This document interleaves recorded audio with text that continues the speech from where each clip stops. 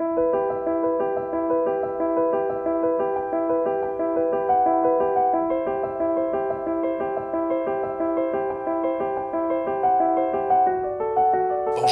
Madame Tremblay, comment ça va?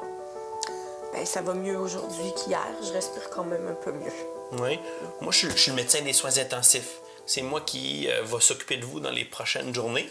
J'ai parlé avec mon collègue à l'urgence qui m'a dit que vous aviez une grosse pneumonie. Puis c'est pour ça que vous avez été admise aux soins intensifs. Oui. Il m'a dit aussi qu'il vous avait parlé de ce que vous vouliez si jamais votre cœur arrêtait. Ben, ça me dit de quoi, là? Il m'a demandé si je voulais vivre. Oui, puis vous l'avez dit que vous vouliez vivre, hein, c'est ça? Ben oui, c'est Ben, sûr. c'est sûr. En effet, on veut tous vivre, hein, puis on s'accroche à la vie. En fait, c'est pas tout à fait uniquement si vous voulez vivre ou non. C'est surtout savoir c'est quoi vos objectifs de soins. Puis si vous voulez qu'on vous réanime, qu'on reparte le cœur ou qu'on vous branche sur un respirateur pour tenter de garder vos poumons en fonction, puis qu'on puisse vous donner du temps de guérir. Ben oui.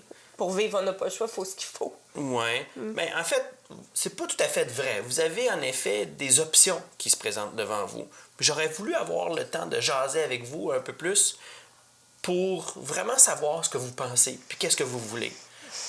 Voulez-vous qu'on en parle tout de suite? Je suis fatiguée, docteur. Là. Plus tard.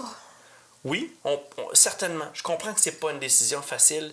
Puis, ce que je vous propose, en fait, c'est de vous remettre un dépliant qu'on a préparé ici aux soins intensifs pour vous aider à réfléchir à ces questions-là. Je pourrais vous laisser tout le temps que vous voulez, puis je vous reviendrai vous voir tantôt quand vous allez sentir l'énergie de pouvoir répondre à mes questions. Oui. Donc, dans ce document-là, vous allez trouver justement les différentes interventions en fait, desquelles on veut discuter, la réanimation, la ventilation mécanique. Et je vais vous laisser le temps de le lire, d'y réfléchir. Je voulais savoir si vous auriez voulu avoir peut-être de l'aide de votre conjoint ou des membres de votre famille. Non. Moi, mon mari, il s'inquiète beaucoup. Non. Oui, il trouve ça difficile. C'est mieux pas l'appeler. OK.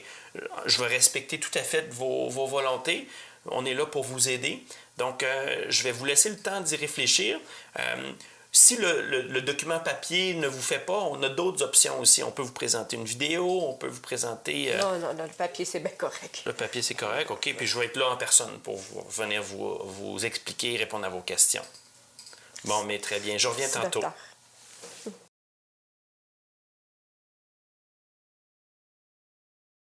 Rebonjour, Madame Tremblay. Comment ça va depuis qu'on s'est vu tantôt? Correct. Oui. Avez-vous eu le temps de regarder le document que je vous ai laissé? Le petit papier. Aïe, c'est déprimant ton affaire. Oui, c'est vrai que c'est pas une décision facile, puis c'est pas un sujet facile à aborder. Ça touche à la vie, à la mort, et c'est un peu pour ça que je voulais savoir si vous vouliez avoir du monde autour de vous, mais je comprends que vous voulez en fait garder ça entre vous et moi pour le moment. Oui. En fait, avez-vous des questions, des points qui ont été soulevés en lisant le document? Ben là, j'ai vu qu'il parlait de réanimer. Oui, en Le effet. massage, là. Ben ça, on n'a pas le choix, là. Pas le choix, il faut ce qu'il faut, hein. En fait, c'est justement sur ce point-là qu'on doit s'attarder. Parce que vous avez le choix. On est là pour vous aider à prendre les choix qui respectent vos valeurs et vos préférences.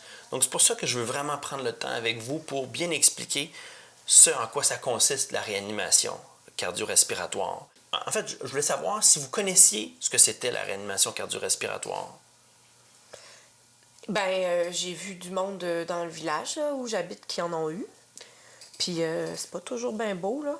Il y a eu des voisins, un bon monsieur qu'on a vécu longtemps avec, puis il reste à moitié pas là, à moitié Il reste avec des séquelles. légumes.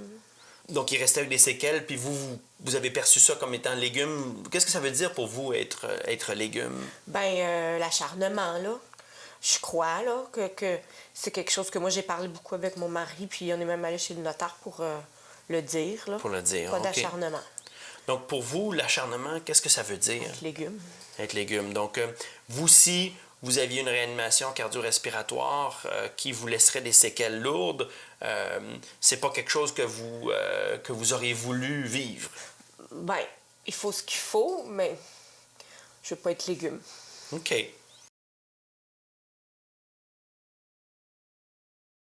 Nous, comme médecins, quand votre cœur arrête, soit qu'on décide de vous laisser mourir naturellement, ou on tente de repartir le cœur en faisant des compressions vigoureuses sur la poitrine, ou de vous donner des chocs électriques pour essayer de repartir le cœur.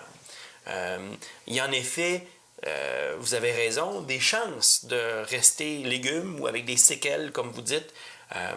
Puis je pourrais prendre un peu de temps pour vous expliquer, vous montrer un peu mieux les chances que vous puissiez rester avec des séquelles ou non, avec un outil qu'on a créé ici. Ben oui, parce que moi, je pensais au début que ça marchait tout le temps. En fait, c'est une mauvaise perception, en effet, qu'on a que ça marche tout le temps. Dans le document qu'on vous a présenté, on présente des statistiques assez générales par rapport à la réanimation cardio-respiratoire. Dans le document, on parle que les chances de survivre à une réanimation cardio-respiratoire avec un bon pronostic varient entre 0 et 30 %. Mais on a un calculateur qui pourrait vous présenter des statistiques plus personnalisées. Auriez-vous voulu que je vous présente ces statistiques-là? S'il vous plaît. Oui, très bien. Donc, en fait, ici, vous voyez qu'on a calculé les chances de survie, à gauche, si on ne fait pas de réanimation cardio-respiratoire. Puis il faut surtout comprendre que si on ne fait pas de réanimation cardio-respiratoire dans la situation où votre cœur arrêterait de battre, c'est qu'il n'y a pas de survie. Il y a 100 % des patients qui vont décéder si on ne fait rien. Alors que si on tente la réanimation cardio-respiratoire dans le cas où votre cœur arrêterait, en fait, il faut comprendre que 18 % des patients vont survivre, mais 9 % vont avoir un bon pronostic neurologique, 6 qui vont avoir des déficits légers, 2 qui vont avoir des déficits graves qui vont empêcher qu'ils puissent retourner à la maison, puis même 1 qui va rester dans un état végétatif qui ne pourra même pas retourner à la maison. Légumes. Exactement. Il y a aussi 82 % des patients qui vont malgré tout mourir malgré la tentative de réanimation cardio-respiratoire. C'est-à-dire qu'ils vont mourir immédiatement après la réanimation ou pendant la réanimation, qui n'aura pas marché, ou ils vont mourir de complications qui s'ensuivent après la réanimation. Ils peuvent mourir après 1, 2, 3 semaines aux soins intensifs. C'est quand même 9 sur 18. En fait, il y a 9 personnes, en effet, sur 18 qui vont rester avec des déficits, en fait, qui n'auront pas de déficit, mais qui vont avoir un bon pronostic neurologique. Vous, est-ce que ça change votre opinion là-dessus? Ben, c'est 50 %. C'est quand même bon. C'est 50 % de ceux qui vont survivre. Il y a quand même 82 % qui vont décéder.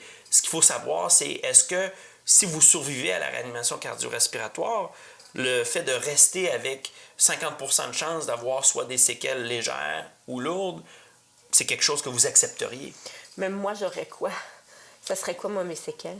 C'est une très bonne question, Mme Tremblay. En fait, comme médecin, j'ai pas la possibilité de savoir exactement dans quelle catégorie vous allez tomber. C'est des statistiques, puis c'est des probabilités. Donc, vous avez en fait 9 chances sur 100 d'avoir un bon pronostic neurologique, 82 % de chances de mourir et 9 chances sur 100 d'avoir soit des déficits légers ou lourds après la réanimation.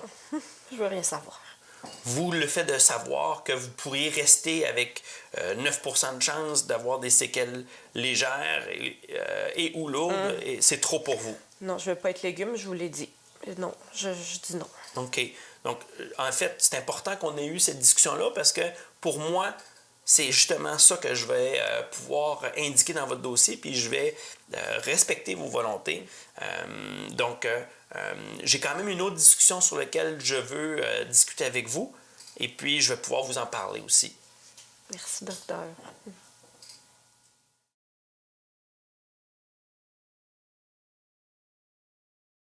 Madame Tremblay, on vient de parler de la réanimation cardio-respiratoire. Vous avez été assez clair par rapport à vos volontés, par rapport à cette intervention-là, mais on a aussi la possibilité de, en fait, vous donner une ventilation mécanique invasive si jamais vous avez de la difficulté à respirer. Je connais ça. Ça, c'est la petite machine pour l'apnée du sommeil, pour dormir la nuit. En fait, c'est pas tout à fait le même appareil. C'est un appareil un peu plus invasif qu'on doit installer, en fait, par la bouche, jusque dans vos poumons, et de vous brancher sur l'appareil qui va vous souffler de l'air. Ça m'aurait peut-être intéressé, par exemple. Ça vous aurait pu vous permettre de laisser un peu de temps de récupérer. C'est juste un tuyau qu'on insère, c'est pas une opération. C'est pas une chirurgie où on va faire une opération, en effet. Ce qu'on doit faire, par contre, c'est qu'on doit quand même vous donner des médicaments assez forts pour induire un sommeil profond, voire même un coma, parce que c'est douloureux, le fait de passer ce tube-là. Donc, on vous donne des médicaments, on vous endort, et par la suite, une fois que vous êtes endormi, on passe le tube et on vous branche sur l'appareil qui vous pousse de l'air. Il faut savoir que pendant tout le temps que le tube est là en place et que vous êtes branché sur l'appareil, on vous maintient dans un sommeil profond avec des médicaments. Puis le tuyau, il reste tout le temps là? C'est une bonne question, parce que ça dépend de la vitesse à laquelle votre pneumonie va guérir. Si votre pneumonie guérit rapidement, le tube peut rester là uniquement une semaine. Mais des fois, il y a des pneumonies plus graves qui prennent plus de temps à guérir, puis le tube et la machine peut rester en place pendant 2 à 3 semaines. Puis je reste endormie tout ce temps-là?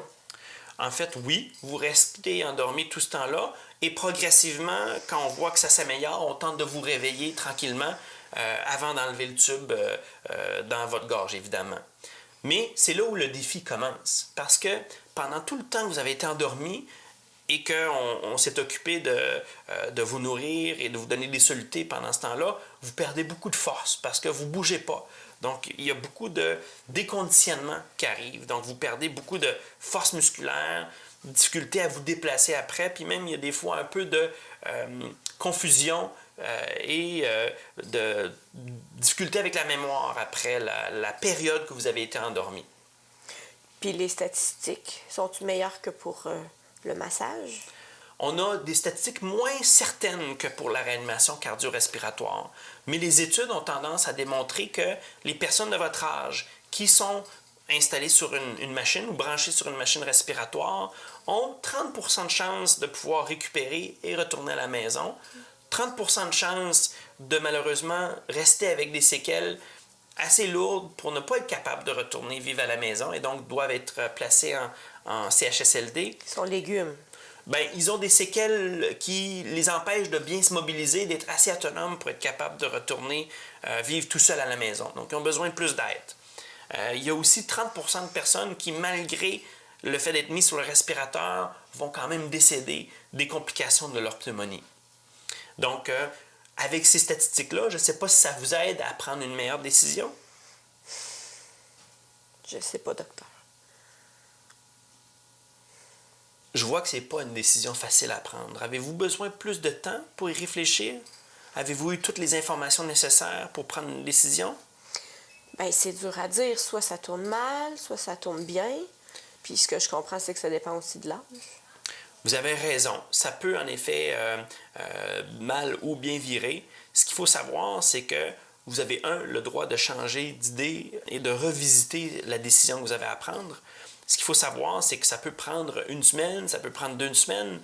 On peut aussi décider ensemble de limiter ça à 1 semaine. Il y a certaines personnes de votre âge qui nous disent, bien, gardez-moi en vie sur le respirateur pendant 1 semaine, puis si après 1 semaine, ça ne marche plus, bien, laissez-moi mourir en me donnant des soins de confort, des soins pour enlever la douleur et la détresse. Bien, aujourd'hui, là, à l'âge que j'ai, je dirais oui. Mais pas trop longtemps. Puis si je pourrais être légume, vous me laissez mourir, vous arrêtez. Ça peut être une option tout à fait acceptable, surtout avec ce que vous m'aviez discuté auparavant, votre crainte de rester avec des séquelles. Donc, je vois en fait que votre décision s'est comme raffermie un petit peu, est un peu plus certaine. Oui. Avez-vous réussi ou avez-vous eu toutes les informations nécessaires pour prendre une décision? Je pense que oui. Puis que je puisse changer d'idée, ça me rassure. Là, je te dis ça pour aujourd'hui. Là. Puis, peu importe la décision que vous prenez et que vous avez prise, en effet, je veux vous encourager puis de vous rassurer que c'est clair que vous allez pouvoir revisiter la décision. L'important, c'est de nous demander de revisiter la décision et moi, je vais revenir vous voir puis de rediscuter avec vous de cette décision-là. Votre décision peut changer dans le temps aussi. Après cette hospitalisation-ci, vous pourriez changer d'idée, soit revenir en arrière et décider de avoir le désir de recevoir la réanimation cardio-respiratoire ou la ventilation mécanique invasive, ou en fait de décider de ne pas avoir de ventilation mécanique invasive. L'important de savoir là-dedans, c'est qu'on va toujours s'occuper de vous. On va toujours vous soigner, peu importe la décision que vous prenez. Et on va vous offrir les soins maximaux qui sont en lien et proportionnels à vos préférences à vous. Et moi, ce que je vais faire après cette rencontre-ci, c'est que je vais aller écrire dans le dossier précisément ce qu'on a discuté pour que tous mes collègues autour de moi sachent exactement ce que vous voulez, pour qu'on puisse respecter vos volontés. Moi, ce que je vous encouragerais, c'est d'en parler avec votre conjoint pour que lui aussi puisse savoir un peu votre décision, pour que les autres autour de vous sachent ce que vous voulez. Parce qu'il y a des moments où peut-être que vous ne serez pas capable de parler avec nous et qu'eux, ils sachent, ça va être important pour nous pour pouvoir continuer la discussion qu'on vient d'avoir. OK. On va essayer. Je vous remercie beaucoup, Mme Tremblay, pour ces informations-là. Ça m'aide beaucoup pour que je puisse bien vous soigner et de vous offrir les soins qui sont appropriés à vos préférences. Vous allez l'écrire. Oui, je vais l'écrire dans le dossier, ça va être clair. Merci, docteur.